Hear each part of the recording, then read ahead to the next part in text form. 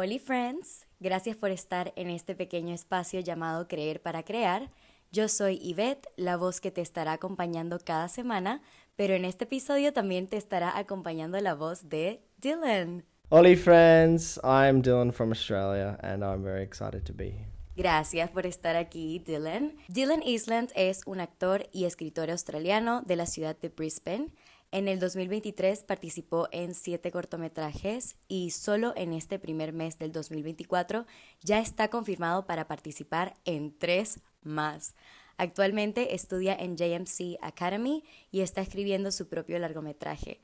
Un dato curioso sobre él es que si no estuviese actuando estaría cocinando ya que ama la comida. Hemos estado pasando la última semana juntos en el proyecto creativo The Other Side, donde estudiantes de mi universidad hemos podido compartir y colaborar con estos maravillosos chicos y chicas de Australia, creando y aprendiendo juntos. Y bueno, como Dylan todavía no ha aprendido español porque solamente ha estado aquí por 2 semanas, este será nuestro primer episodio 100% en inglés. So Dylan, thank you so much for joining me today. Thank you for having me. Oh, I'm really excited to have you here. Let's get right into it. All right, Why acting? that's the question, isn't it? That's the question, yeah. Why acting? I think you can think about it for a really long time, but I think where you need to look at your passions is when you were a kid. And most actors that I've spoken to, and definitely for me, it didn't start on a stage when you're in grade 5 or 6. It didn't start when you're making your friends laugh or something like that. It starts definitely for me like just playing in the backyard and being a character and having to wear a certain outfit to feel enough like the character and just believing that I absolutely am that character. If I'm Ben 10, I'm Ben 10. Love that. So yeah, it's the believing in yourself that you are the character. And I think I just had lots of fun doing that as a kid, and that's where I felt most myself because I could express myself, the highest end of myself in those characters. So I can showcase bravery in a character. I can showcase strength in a character. Right. Strength that I normally wouldn't be able to show in just everyday life. And now the developed version of that, I would say now I'm acting because I'm expressing pieces of myself as an adult now. And it's the same thing as from child to adult, that I just like playing and just we're just having fun, aren't we? That's right. And that's the most important part, is Absolutely. Enjoying it. So can you tell me a little bit more about the acting industry in Australia? Yeah, so the acting industry is it's very different in Australia. For example, if you were to go to Canada and you just had the idea of, I'm just going to go to as many auditions as I can.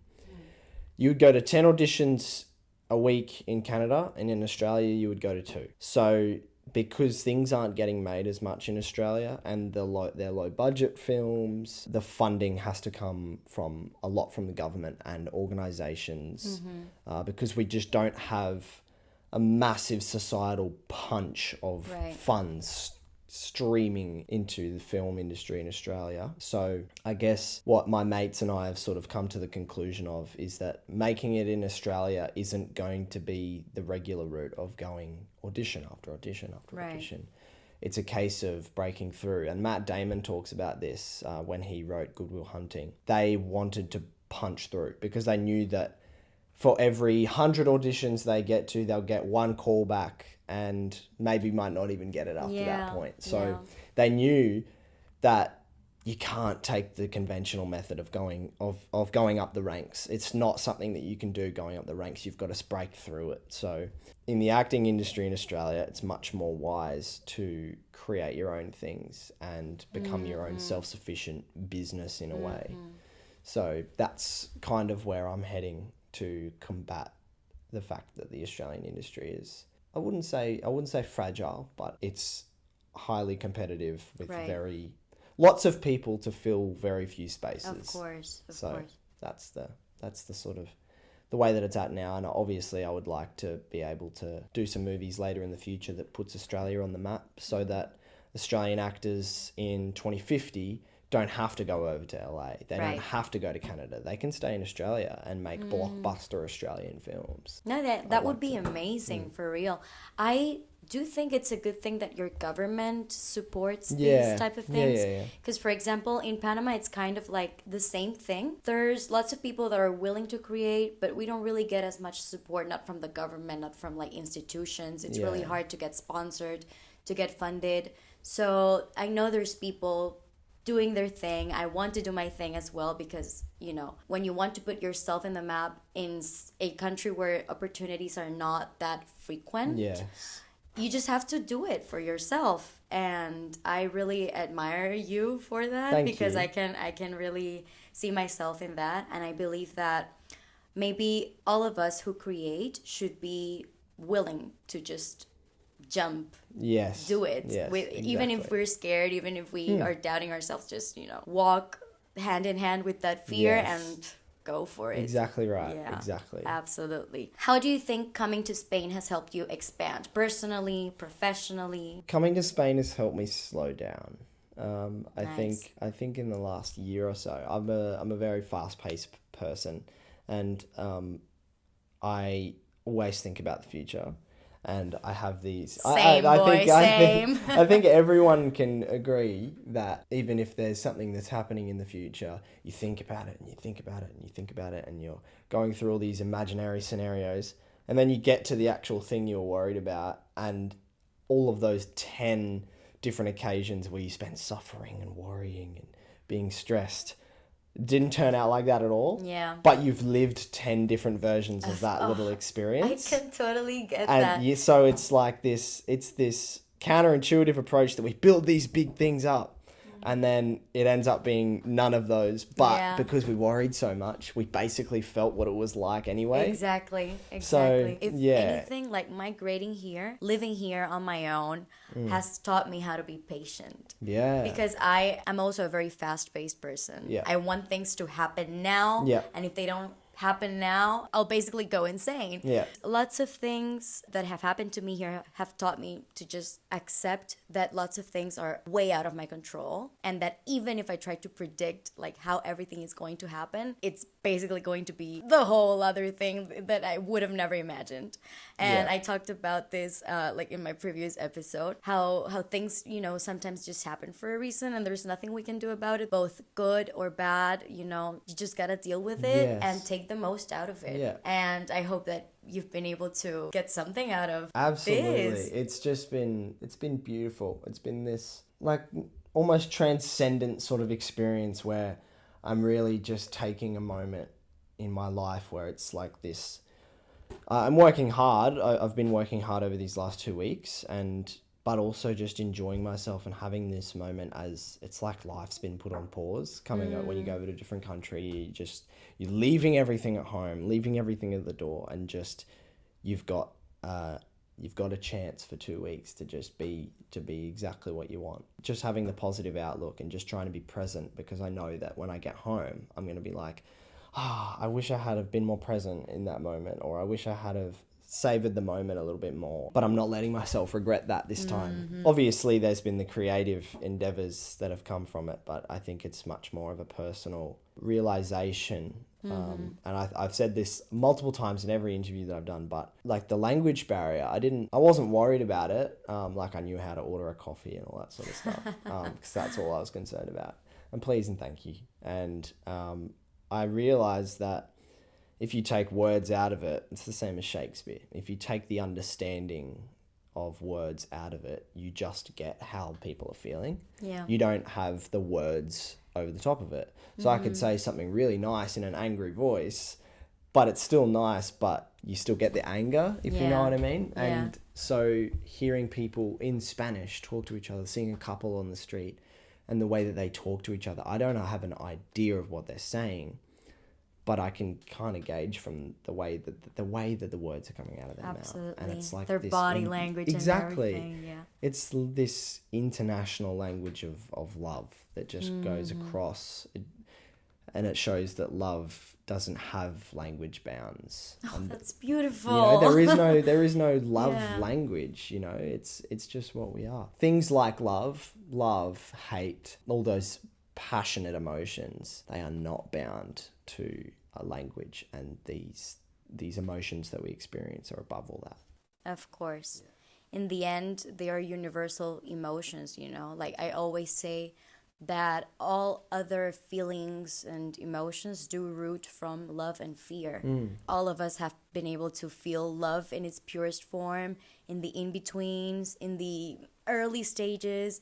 Then there's fear, like massive fear, and I think all of those feelings help us like have our own toolbox in order to make the personal universal, which is what we do in the end. I remember that I went out, bought a notebook, and I just started writing about everything that I saw on the streets, you know, like couples talking in the park. Thanks to that, I've already been able to write like my first screenplay.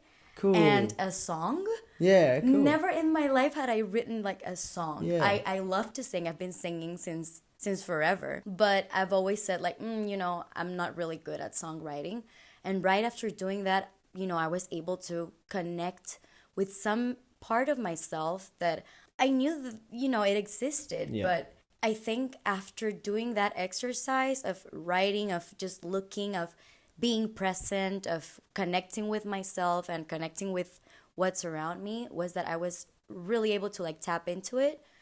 And I've started exploring it in a way that I hope, you know, coming to Spain has helped you explore like that creative potential. Yeah, definitely. So talking about that, when you create, would you say that you create for yourself or do you create for other people? I think if you're creating for other people, you're not creating for the right reason. Because at the end of the day, if you're creating for yourself, there's bound to be someone out there that is like you and appreciates the same things. And that's why Christopher Nolan is so successful and why Oppenheimer is probably going to absolutely clean up the Oscars. Already cleaned up the Golden Globes, but he didn't go into it thinking, oh, there's probably going to be some people that won't want to watch a 3-hour movie. Oh, so maybe I should make it 2.5 hours. He's not apologetic in that way.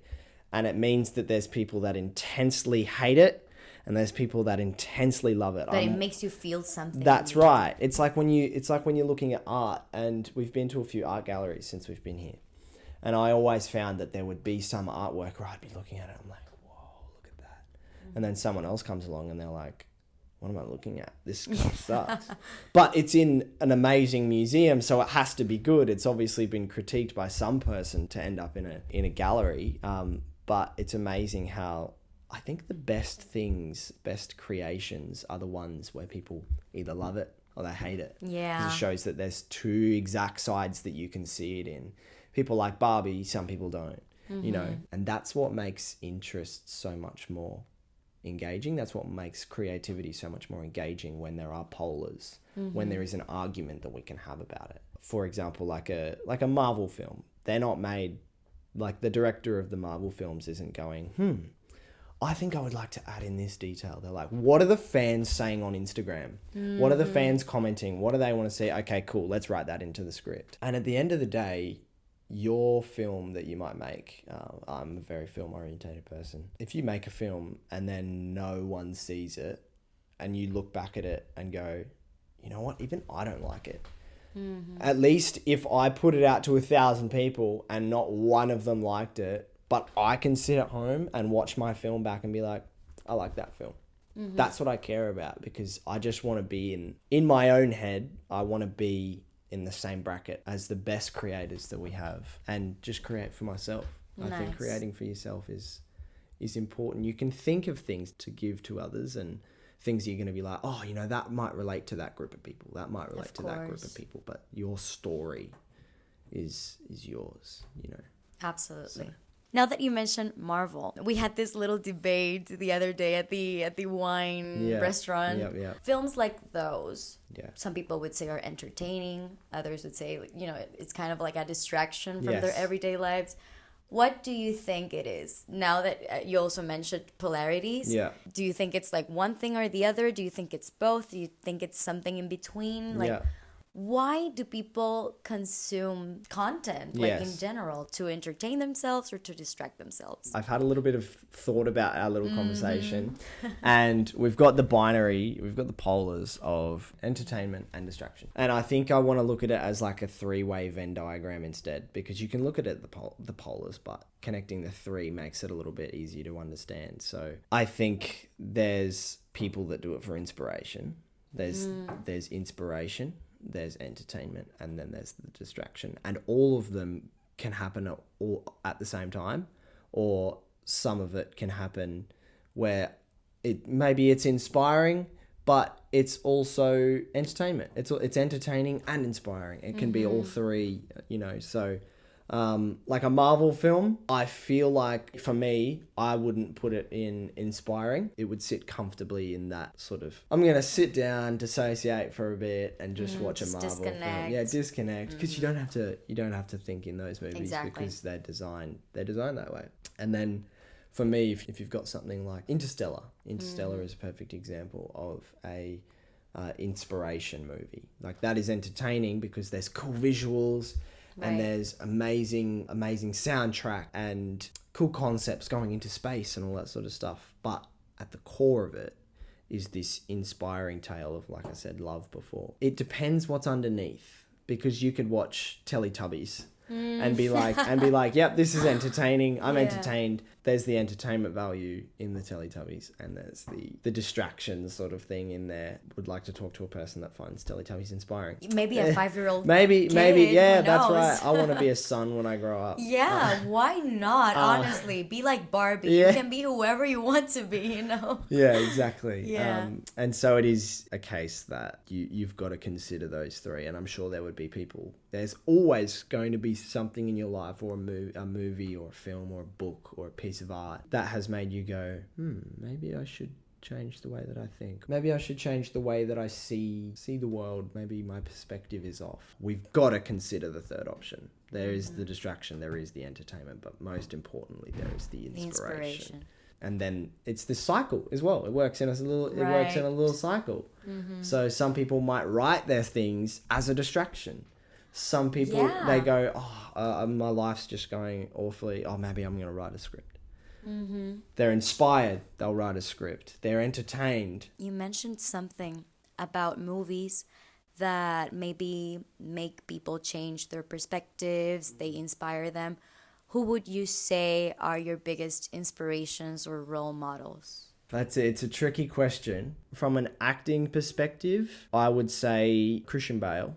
Christian Bale is just the absolute master. Not acting trained, didn't go to acting school, and he's just one of those freaks of nature and his work ethic. And then I would say Judi Dench. Judi Dench is lovely. I love Shakespeare, and that's her biggest inspiration. And she talks about just the way that Shakespeare makes you feel just by reading it. And there is no way that you need to act it in order to feel the emotion. We have Shakespeare in our lives every single day. And then I would say Matthew McConaughey as well, in the positivity, that the way that he looks at the world. Walking outside, and I've had these thoughts these last few days. I'm like walking outside and looking at all these beautiful buildings. And I'm like, how am I going to go home to Australia to all these glass buildings? And I'm going to be on the train, and then I'm going to look up and I'm in a underground train sort of subways thing.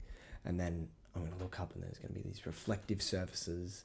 And I'm like, well, there's beauty in that as well. Because there is. It also, leaving here gives me much more inspiration and the drive and the want to take a leap, because I need to get back. And it's this thing now, I'm like, well, I know what's out there in the world, so if there's anything I can do to get back there, that's what I've got to do. I've just got to go hell for leather and just see if I can come back. So it gives me a little bit more inspiration. Would you live here in Spain? Would you learn Spanish? I mean, well, I would like to learn languages because I think that's only going to make... I want to be the easiest to hire, you know? I want that, so I can't get tattoos. I'm even thinking about the mullet. I'm not too sure, but... no, don't get rid of it. I don't know. But yeah, so I just want to be the easiest to hire. So if I can learn And I've been told that I look French like 8 times on this. You do. Maybe if you like grew Yeah, your a little mustache, moustache. that would Yeah. Yeah. A little circular on there. I'd like to learn Italian. Nice. And I would like to learn French, and I think I'd like to learn Spanish. So I'll do the holy trinity of Honestly, the that's accents. pretty cool. So yeah, because then that just it gives you more opportunities. I don't want to just be in American films, you know. I want to expand like that. Absolutely. And what kind of characters or stories would you want to portray? I would like to play a very introspective character. I love films like Maestro, and obviously I've said Oppenheimer, but character studies. I love the Theory of Everything, you know, the Stephen Hawking film, Rocket Man, Bohemian Rhapsody. Those character studies where you get to be inside the head of that person. And if you look at the way Cillian Murphy acts in Oppenheimer, he's not sitting there going, oh my gosh, the atomic bomb is the worst thing that I've ever done in my life. He's not acting like this. He's just staring into space. And you're like, oh, I know what he's feeling. Oh, that guilt must be, oh gosh, because the script speaks for itself. I'd love to do a silent film one day. That would be awesome. I also like villains. And I've seemed to have been casted in that sort of way as of recent. You are a great villain. Yeah. I have to say that. Like, you. in that music video, I wanted to punch you. Yeah, I'm sorry. I was myself. like, oh my God. Yeah. Yeah, and it's really interesting because you're such like a sweet guy, you know, like, but in like on camera, Jesus, like the look changes, everything changes, and it's like, yeah, that's a whole different person. Yeah. And that's absolutely amazing. Thank you for that. Do you have like any specific guidelines maybe or steps that you take to craft your characters? Because, for example, I was actually watching an episode of Actors and Actors. Yeah. Yet again, me talking about course. actors and actors. And one of them mentioned that when you craft your characters, it's like this sort of thing of trusting that the divine will reside in you. And like for me, that was absolutely beautiful. Like connecting with these like thing outside of you so that it comes within and then you are like the channel through which it comes back out into the universe. Do you have like any sort of philosophy like this? Or what do you do to craft your characters? Well, I think as I said about being back to being a kid, when you are pretending to be a soldier, you're not going to wear pajamas outside. You're going to wear your military costume and you're going to have your pretend gun with you. And you are like convinced that there are going to be enemies around the side of the house and you're going to have to, and you've got your dog there to protect you. And you believe it and you really believe it. So I think what my sort of process is, I've sort of just been experimenting because I don't want to be stubborn on it. I don't want to be like, yep, this is the way that I act. I'm going to do this every single time because it works. But at the moment, I would say that I need to be well stretched. I'm a very tense person. I hold tension just by accident, and I may not show. I may not particularly show it, but like I get tension in my shoulders. I hold my tension up here, and if you're acting and you've got your typical tension that you usually have, if I've got tension in my shoulders, there's no way that I can be anyone else. Exactly. That's just you and your body. Yeah, that's me. So it's, I think, definitely, first of all, getting rid of the things that you have. So if you've got a little hair flick that you like to do, where you do something like that, don't. Because then that's not the character, that's you. So you get rid of all the quirks that you've got. So then that would be like a meditation or listening to music and just sitting and being in the space and just breathing. I think breathing is the absolute most important thing for an actor. Absolutely. And so it's just about being present. And then I think the next thing is obviously the prior research of what you want the character to be, how they carry themselves, and physicality is very, very important. So I look at a lot of physicality because body's biochemistry is exactly linked to posture. If someone were to be stereotypically depressed, their head would be down and they're probably talking in a little bit of a lower voice and they're avoiding eye contact and not speaking with their hands. Maybe they've just got their hands resting there. They're just lethargic. If you guys could see him right now, Yeah. like, this is crazy. He looks actually depressed. Lethargic and all that sort of stuff. And so even if you're not depressed, if you sit like this, you're going to start feeling a bit like, I feel a bit sorry for myself. But if you're sitting up straight and you've got your legs uncrossed and your shoulders are back and you're smiling and your chin's up, there's no way that your body can feel sad because of the biochemistry. It's directly linked. You can't be in a slump and be laughing and having fun with people because your body language opens up. And of course. when you start laughing, you want to share it out with people. So I think understanding the physicality and body language is, I love just talking about the way that the body is, and knowing that if your character is lying, that looking up and to the left, covering your throat and sitting with your hands covered are perfect signs to show that someone's lying. So if you know those things, then if your character is lying, they don't have to be like, doing all these over-exaggerated things. I can just look to the left and recall a story. That's just like miming and if you do the other thing. And then the audience doesn't get it consciously, but they can see subconsciously, I don't trust this guy. I don't know. So maybe they can just sit there and just do one or two of those actions. And if you've taken away your tics, you're a blank canvas. Exactly. And then you can add on things if you want to have like an overextended neck or something like that, or you talk really fast, or the way that your voice is. So there's this part that we talk about it a lot at JMC of getting the actor ready to become the character. Then the work starts. There's all this preliminary work of stretching and being present, and when you're at a bar or when you're at a restaurant and your friends have gone to the toilet and you're just sitting outside and your eyes sort of glaze over and you're just looking out into the distance, and then someone gets your attention and you're like, oh yes, that's where you want to be. I think when you're becoming a character is what you've got the camera there and there's this tension on you, but then just relaxing into it and just being happy to just be a human in the space. And then you're there, you're with the person, you're sharing the experience with your other actor, not the camera. You're sharing it with them, because we're not capturing actors' performance to camera. We're capturing connection. Of course. We're capturing an argument. We're capturing love. We're capturing a debate,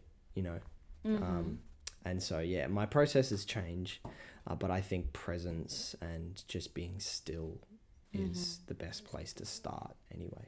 So that will remain a big part of my routine. Or is there like any practice that you do? Because, for example, I've started trying out yoga. Yeah. I really enjoy yoga, but, you have to be like in this certain state that I'm still trying to figure out so that I can fully connect. I was just wondering if maybe there's any other practices that you would recommend or that you do. Yeah, there's a lot. I think obviously just literally going through a stretch list all the way through your body so that there's as little tension as you can possibly get. Meditation as well, like I can do a 10-minute meditation and just be thankful for where I am, because you can't think about the future and be present. You can't think about the past and be present. You've got to be thinking about what's happening, and not even thinking, but just experiencing. Absolutely. And that's what we've got to be as actors, is experience. That we experience things for the audience. We're the test dummies, and we get to experience it for them. I would also say that doing little activities is also great. So if you've got a monologue or something, making yourself a coffee while doing the monologue, because then you're not thinking, I've got to share it with this audience member, and then I've got to share it with this audience member. I've got to project my voice this much. You're just saying the monologue and doing it, and just doing a regular day activity. When you're washing your hands, you do the monologue, because then you're just a person washing their hands. Then you're just a person making a coffee. So that way, when you do the monologue, you're just a person speaking. You're just so there. No one wants to watch an actor, especially guy actors that get up and do the whole. I was definitely a culprit of this, of the pointy shouty man acting, where it's like da da da da da da da da. I don't know what your emotion is here, pal. Are you angry? Like I get it. Your voice is raised, but it's too much. I just want to see two people live moving. I don't think there's anything more powerful than like after the peak of an argument, it's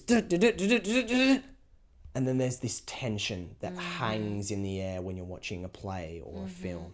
There's this tension and you can feel this vibration through the air.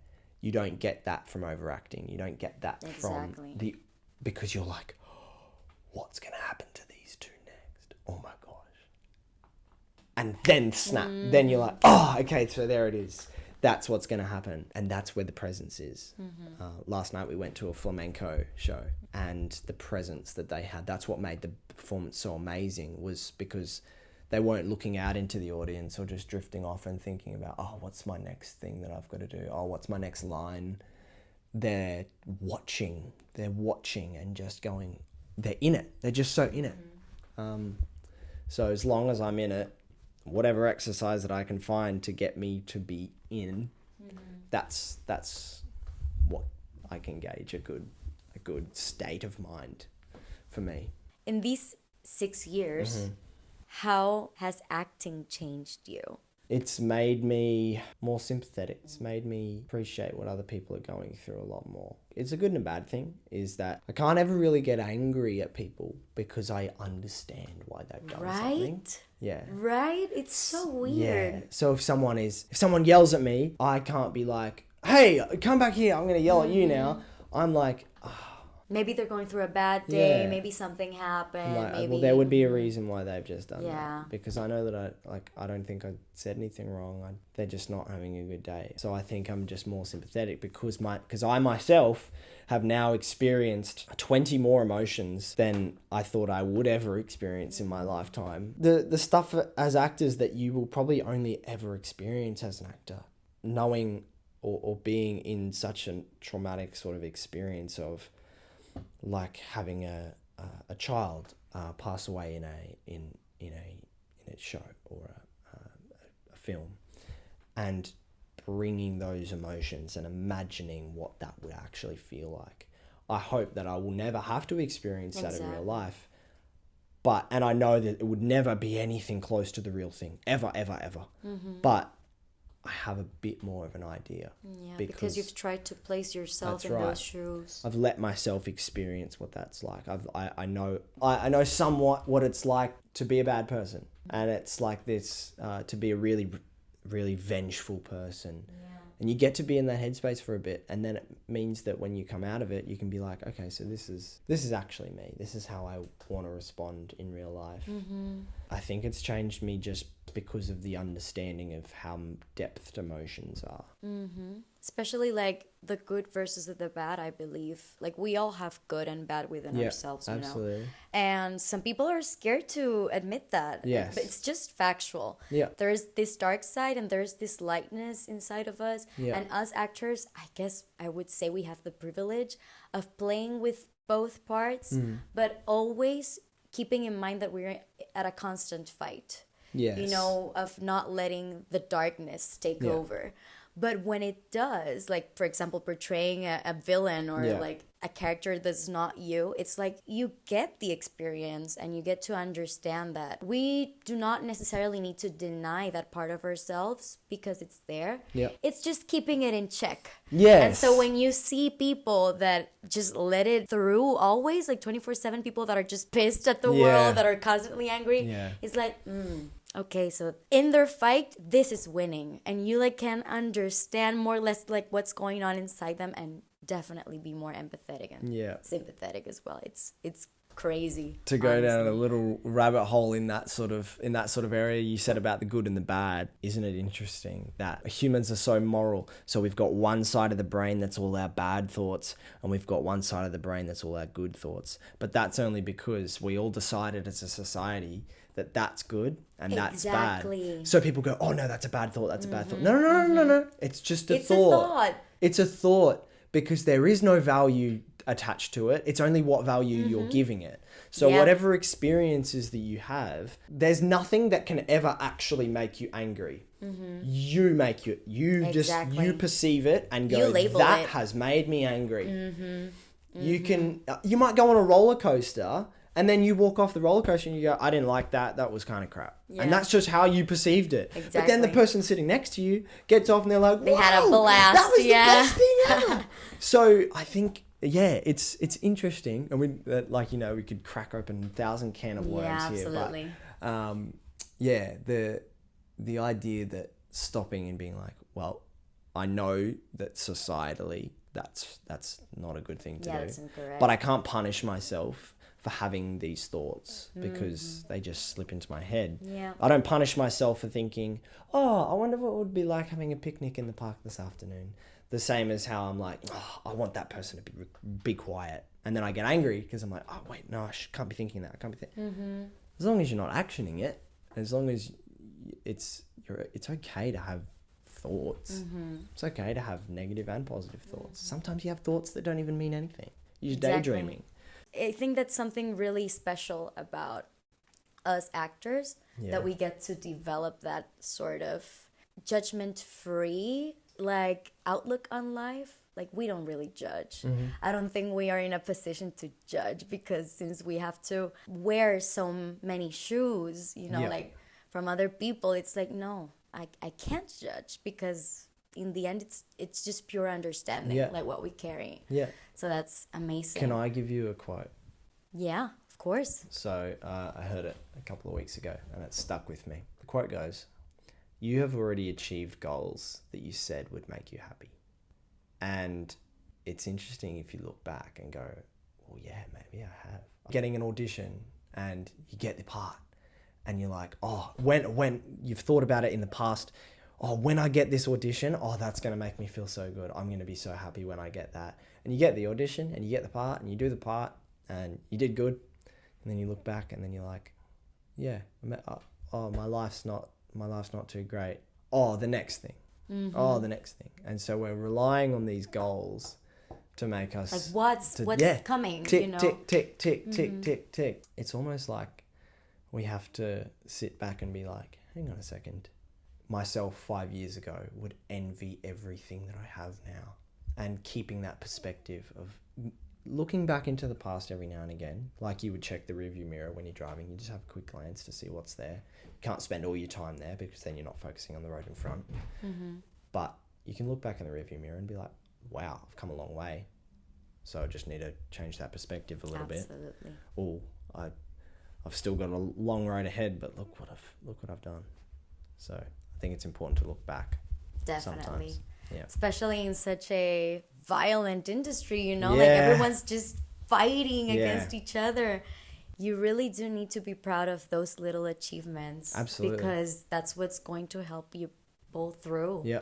It's hellish, It is. When you think about it, it's like, oh my God, why am I doing this? Yeah. But then you do it and it's like, yeah, of course I'm doing this. I love doing this. This is what I'm meant to do. There's no way I would be doing something else.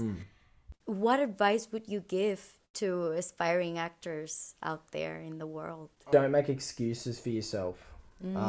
That's definitely a big one. I've had lots and lots of conversations, and just a little bit of advice is listening is a lot more important than talking. I've realized that in the last few years. You've got 2 ears for a reason and only one mouth. Wow, yes. So do 2 times the amount of listening as you do speaking. And so just by listening to people and listening, it is cutthroat. And we do, as actors, we just have to look our best all the time. I haven't been eating very well on this trip. Oh, me neither. Ever since you guys have arrived. As we said, we're having conversations at wine bars. So as you can imagine. But it's a case of knowing, of being aware that we're playing a dangerous game being in this industry because it's so selective and they're like, it's sexist, it's homophobic, it's this, it's everything. It's everything. It's not a very nice area to be in. It's very critical and personal attacking and all that sort of stuff. And we can sit here and we can complain about it and be like, we're going to be the ones to change it. But until that moment, we've just got to play the game. Exactly. And if you want to get the part, got to do your best to be the best looking in the room. So it's your responsibility as an actor to eat well and to be exercising and be meditating and be constantly working on your craft. I think another thing with acting and something that I've learned is that there is absolutely never a point where you can sit there and be like, all right, I am now the best actor I can be. There will never, ever, ever, ever be a moment that you will ever be the best actor that you can be. Yeah. Because you'll look back in 10 years and be like, oh, wow, I thought that was acting. But now I'm like, no, this is what acting is. And so I've had this stubborn sort of point of view of like, all right, when I get to this point, that's when I'm going to know what acting is. Like, oh, my second year in my degree, I'm going to know it all. And then you get to the start of the second year and I'm like, I don't know what acting is. What? Like I feel like I'm just starting. You start rethinking like, you just everything. like, yeah. And I thought it was weird. I thought it was abnormal that I was having these second guesses or I was changing my opinion. I'm like, do I even know what acting is? And I'm like, no, that is acting, is not knowing. Not knowing, of and course. It's discovering. Because if you go into a character and go, all right, they're going to walk like this, they're going to talk like this, oh, and I'm going to look into the left on that line, it's going to look like crap. It's going to look like concrete. Mm-hmm. But if you experience it and discover it, and then after it go, I experienced that situation as that character. Great. Mm-hmm. Mm-hmm. And also just knowing that the day you decide to quit, the next day was success. That is factual. There's no, and it's like, oh, well, you've just got to do it one day at a time. And it's like, well, I'm going to be acting tomorrow. And I'm not saying that I'm going to be acting in 20 years. I know I probably will be, but I'm not going to say that I am. I'm just going to say I'm acting tomorrow. Next day, I'm going to be saying I'm acting tomorrow. I'm doing everything that I can to be the best actor that I can be today. And if you're improving 1% every single day over the course of a year, it's 365%. Compound interest.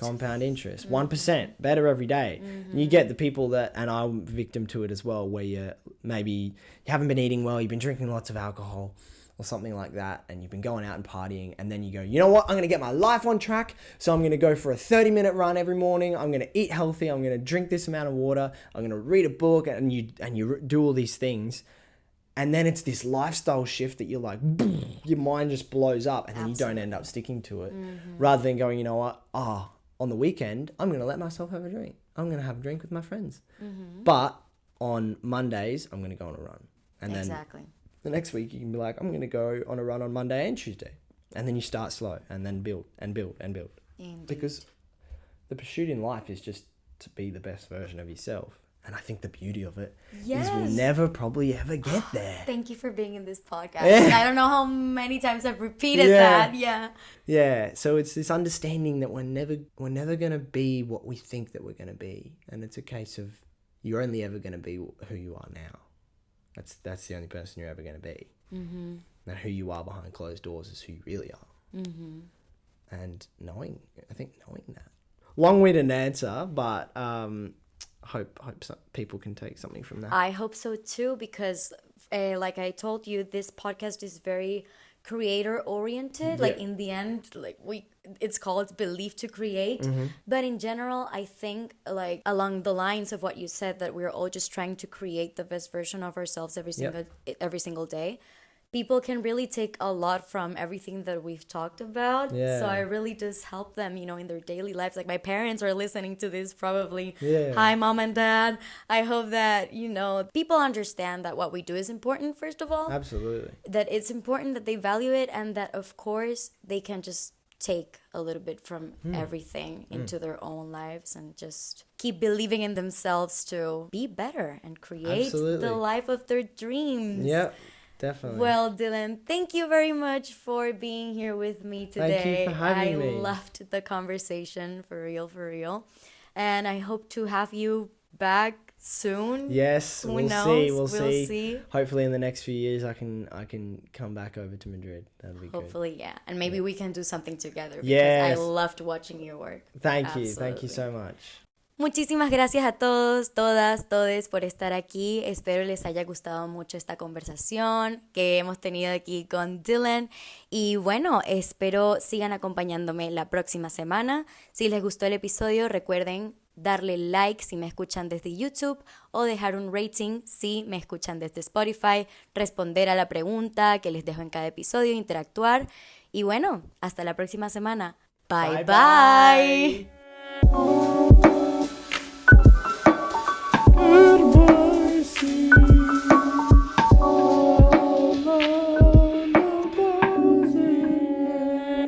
industries give.